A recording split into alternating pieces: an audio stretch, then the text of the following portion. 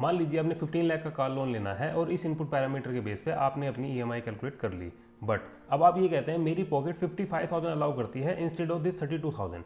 तो अब आपने अपनी कार चॉइसेस के हिसाब से अपनी बजट वैल्यू इस तरीके से नोट डाउन कर लेनी है और इसके नेक्स्ट कॉलम के फर्स्ट सेल में इस ईएमआई को सिलेक्ट कर लेना है।